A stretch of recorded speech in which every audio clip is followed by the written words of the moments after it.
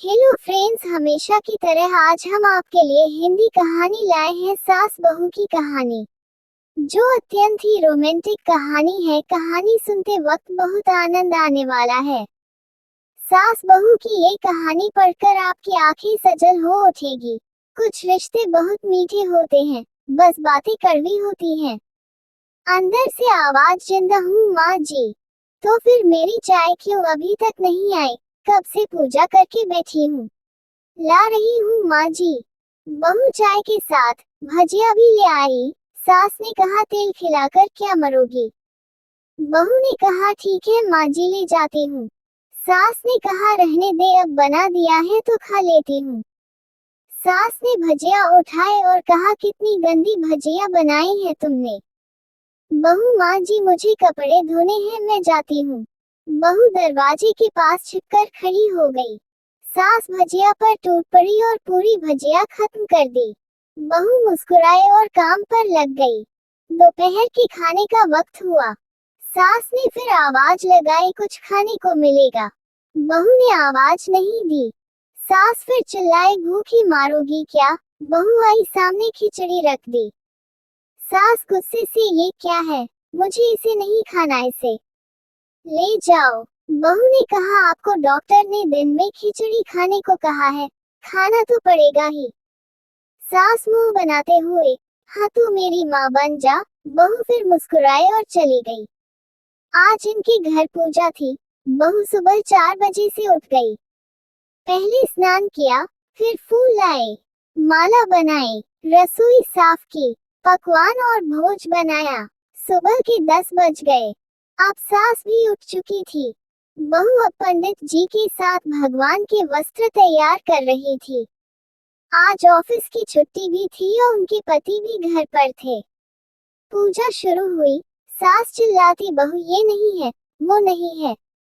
बहू दौड़ी दौड़ी आती और सब करती। अब दोपहर के 3 बज गए थे। आरती की तैयारी चल रही थी। पंडित जी ने सबको आरती के लिए बुलाया और सबके हाथों में थाली दी। जैसे ही बहू ने थाली पकड़ ली, थाली हाथों से गिर पड़ी। शायद भोज बनाते हुए बहू के हाथों में तेल लगा था, जिसे वो पोंछना भूल गई थी। सारे लोग तरह तरह की बातें करने लगे। कैसी बहू है, कुछ नहीं आता, एक काम भी ठीक से नहीं कर सकती, ना जाने कैसी बहू उठा लाए। एक आरती की थाली भी संभाल नहीं सकी और उसके पति भी गुस्सा हो गए, पर सास चुप रही, कुछ नहीं कहा, बस यही बोल के छोड़ दिया, सीख रही है, सब सीख जाएगी धीरे धीरे। अब सबको खाना परोसा जाने लगा। बहू दौड़ दौड़ के खाना देती, फिर पानी लाती। करीब 70-80 लोग हो गए थे। इधर 2 नौकर और बहू अकेली, फिर भी वहाँ सारा काम बहुत ही अच्छी तरीके से करती। अब उसकी सास और कुछ आस पड़ोस के लोग खाने पर बैठे।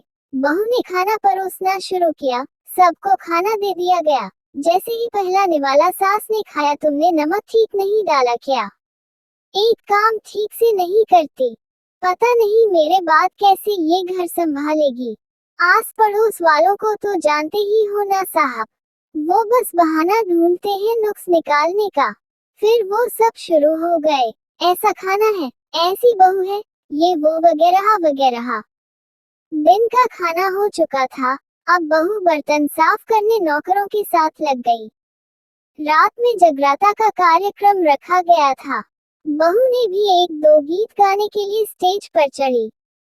सास जोर से चिल्लाई, मेरी नाक मत कटा देना, गाना नहीं आता तो मत गा, वापस आ जा।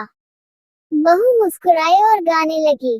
सबने उसके गाने की तारीफ की, पर सास मुंह फुलाते हुए बोली, इससे अच्छा तो मैं गाती थी जवानी में, तुझे तो कुछ भी नहीं आता।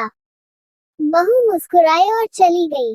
अब रात का खाना खिलाया जा रहा था। उसके पति के ऑफिस के दोस्त साइड में ही ड्रिंक करने लगे। उसका पति चिल्लाता, थोड़ा बर्फ लाओ, तो सास चिल्लाती, यहाँ दाल नहीं है, फिर चिल्लाता, कोल्ड ड्रिंक नहीं है, पापड़ ले आओ। इधर उधर आखिरी में उसके पति की शराब गिर पड़ी उसके एक दोस्त पर और बुलेट टूट गई। पति गुस्से में 2 झापड़ अपनी पत्नी को लगाते हुए कहता है, जाहिल कहीं की, देखकर नहीं कर सकती, तुझे इतना भी काम नहीं आता। सारे लोग देखने लगे। उसकी पत्नी रोते हुए कमरे की तरफ दौड़ी। फिर उसके दोस्तों ने कहा, क्या यार, पूरा मूड खराब कर दिया। यहाँ नहीं बुलाया होता, हम कहीं और पार्टी कर लेते। कैसी अनपढ़ गंवार बीवी ला रखी है तूने। उसे तो मेहमानों की इज्जत और काम करना तक नहीं आता। तुमने तो हमारी बेइज्जती कर दी। अब आस पड़ोस की औरतों को और बहाना मिल गया था। वो कहने लगी, देखो क्या कर दिया तुम्हारी बहू ने, कोई काम की नहीं है। मैं तो कहती हूँ अपने बेटे की दूसरी शादी करा दो, छुटकारा पाओ इस गंवार से। सास उठी और अपने बेटे के पास जाकर उसे थप्पड़ मारा और कहा, अरे नालायक, तुमने मेरी बहू को मारा, तेरी हिम्मत कैसे हुई, तेरी टांग तोड़ दूंगी। उसके बेटे के दोस्त कुछ कहने ही वाले थे कि उसकी माँ ने घूरते हुए कहा, चुप, बिल्कुल चुप। यहाँ दारू पीने आए हो, जबकि पता है आज पूजा है और तुम्हें पार्टी करनी है। कैसे संस्कार दिए हैं तुम्हारे माता पिता ने। और किसने मेरी बहू को जाहिल बोला, जरा इधर आओ, चप्पल से मारूंगी अगर मेरी बहू को किसी ने शब्द भी कहा तो। अरे पापी, तूने उस लड़की को बस इसलिए मारा कि तेरी शराब टूट गई। पापी, वो बच्ची सुबह 4 बजे से उठी है, घर का सारा काम कर रही है, ना सुबह से नाश्ता किया ना दिन का खाना खाया, फिर भी हंसते हुए सबकी बातें सुनते हुए, ताने सुनते हुए घर के काम में लगी रही। तेरे यार दोस्तों को वो अच्छी नहीं लगी। जूते से मारूंगी तेरे दोस्तों को जो कभी उन्होंने ऐसा कहा। उसके यार दोस्त चुपके से खिसक लिए। अब सास बहू के कमरे में गई और बहू का हाथ पकड़कर बाहर लाई। सबके सामने कहने लगी, किसने कहा था अपनी बहू को घर से निकाल के दूसरी बहू ले आना।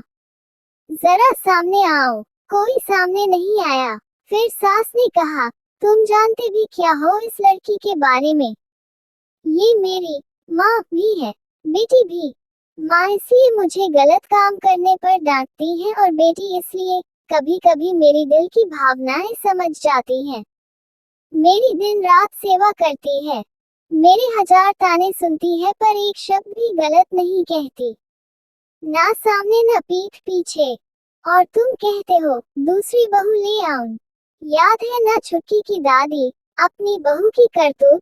सास ने गुस्से से पड़ोस की महिला को कहा, अभी पिछले हफ्ते ही तुम्हें मियाँ बीवी भूखी छोड़ घूमने चले गए थे। मेरी इसी बहू ने 7 दिनों तक तुम्हारे घर पर खाना पानी, यहाँ तक कि तुम्हारे पैर दबाने जाती थी और तुम इसे जाहिल बोलती हो।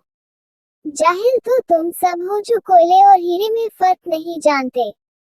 अगर आइंदा मेरी बहू के बारे में किसी ने एक लफ्ज भी बोला तो मुझसे बुरा कोई नहीं होगा, क्योंकि ये मेरी बहू नहीं, मेरी बेटी है। बहू अंडस को सिसकियां लेते हुए फिर कमरे में चली गई। सास ने एक प्लेट उठाए और भोजन परोसा। बहू के कमरे में खुद ले गई। सास को भोजन लाते देखा तो बहू ने कहा, अरे माँ जी, आप क्या कर रही हो, मैं खुद ले लेती। सास ने प्यार से ताना मारते हुए कहा, डर मत, इसमें जहर नहीं है, मार नहीं डालूंगी तुझे। तुझे नई सास चाहिए होगी, पर मुझे अभी भी तू ही मेरे घर की बहू चाहिए। बहू ने अपनी सास को रोते हुए गले से लगा लिया। सास भी रो दी पहली बार और कहा, चल खाना खा ले। फिर मजाक करते हुए कहा, फिर मेरे पैर दबाने चले आना और ये ख्याल मन में मत लाना कि सास पैर बोलती है, किसी दिन मैं इसका गला दबा दूंगी, क्योंकि कभी मैं भी यही सोचती थी। दोनों खूब हंसने लगती हैं।